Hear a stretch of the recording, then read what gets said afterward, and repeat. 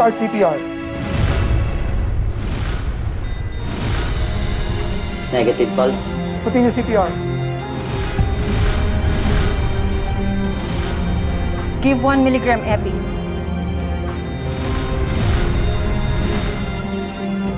One milligram epi given.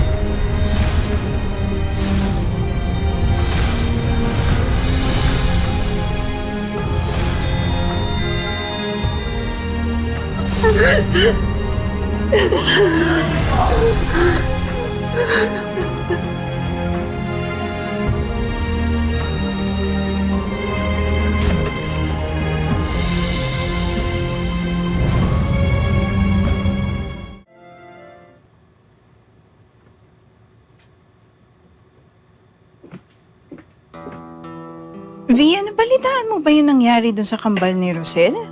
Na-aksidente daw yung bus sa sinasakyan nila papuntang Baguio. Nakarating na pala sa'yo. Oo, nabalitaan ko kasi dun sa dati kong kasamahan sa Flower Cafe. Nagkakagulo na nga daw sila dun eh. Teka, paano mo nalaman? Of course. Alam ko, Melania, dahil ako ang may gawa nun. Very good naman pala yung mga inutusan ko. Nagawa nila ng paraan. May bonus sila sa akin. Oh my God, nagawa mo yun? Gusto mo talagang mapatay yung kambal tapos may mga nadamay pang ibang tao? Diyos ko naman, Melania. Huwag kang umarte dyan na parang Santa Santita. Ikaw nga tong unang nakapatay, baka nakakalimutan mo. Hindi ko naman akalain na aabot sa ganito eh. Sa lahat ng ginawa ni na Chris at Rosel sa akin, sa tingin mo ba papalampasin ko yun ng basta-basta? No. Never. Hindi ako titigil. Hindi ako titigil hanggat hindi ko sila nakikitang nagdurusa. At ano ba ang common denominator ni na Chris at Rosel? Di ba yung kambal? Kaya sigurado ako kapag nawala sa kanila sina Tyrone at Beth, doble-doble yung sakit na mararamdaman nila. At yun yung gusto kong mangyari. Gusto kong makita silang umiiyak ng dugo sa sakit. At gusto ko, nasa front row VIP seat ako kapag pinanood ko yun.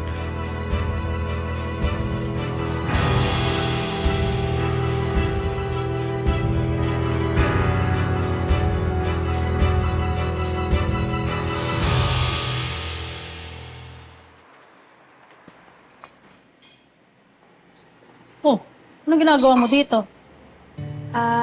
Tatanungin ko lang sana kung nasan si nanay. Kita mo na sarado, di ba? Kahit hindi naman si Ma'am Rosel, hindi ka naman kakausapin nun eh. Mabuti pa, umalis ka na. Wrong timing pagpunta mo dito. Wala sila dito. May pinuntahan silang ospital. Ospital? Bakit ano nangyari? Sino nandun? Siguradong matutuwa ka, Tali. Rosel, Bakit? Totoo naman, di ba? Ikatutuwa mo pag nalaman mong na-aksidente yung kambal. Siguradong magse-celebrate ka sa tuwa. Hindi naman gusto mong mangyari sa kanila, di ba? Na-aksidente si Belle at si Tyrone? Seryoso ba kayo?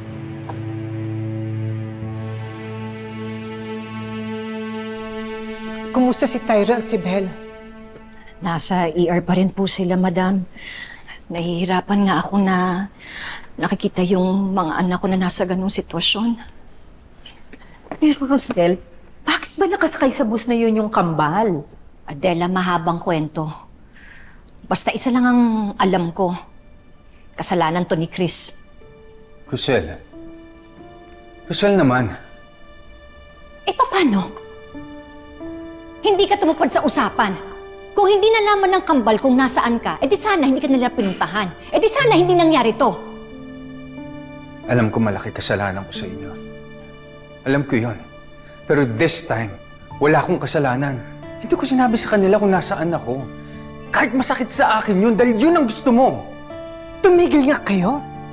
Hindi ito ang tamang oras para magsisiyahan kayo. Kung ano mang may problema kayo sa isa't isa, isang tabi niyo na muna.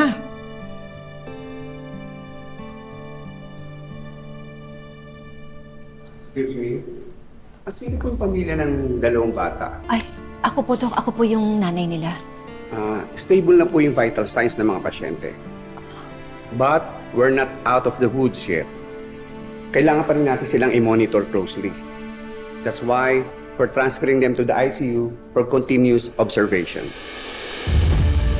Salamat po, Dok.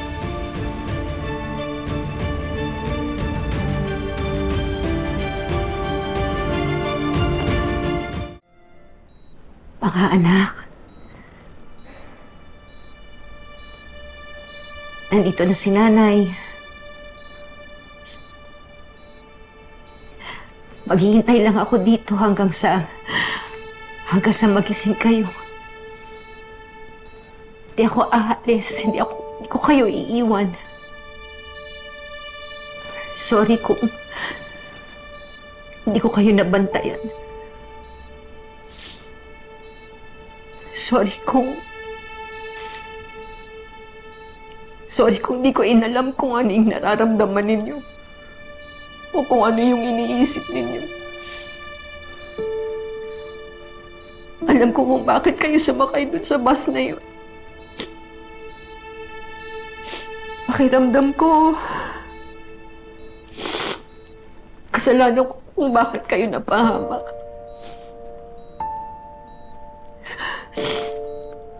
Dahil ako nagtulak sa tatay ninyo para layuan kayo. Patawarin ninyo ako, mga anak. Ngayon lang kayo nagkasama. Ngayon lang kayo nagkita ulit. Dahil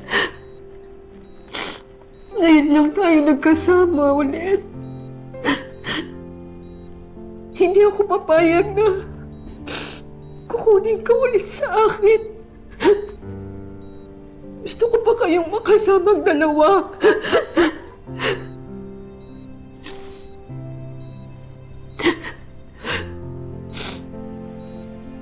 Pinapangako ko sa inyo.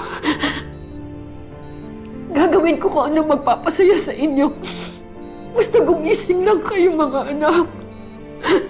Gumising lang kayo, please.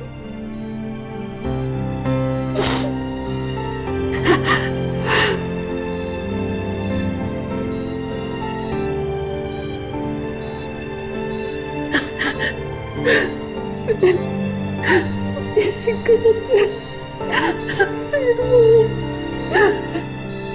Gumising lang kayo, please.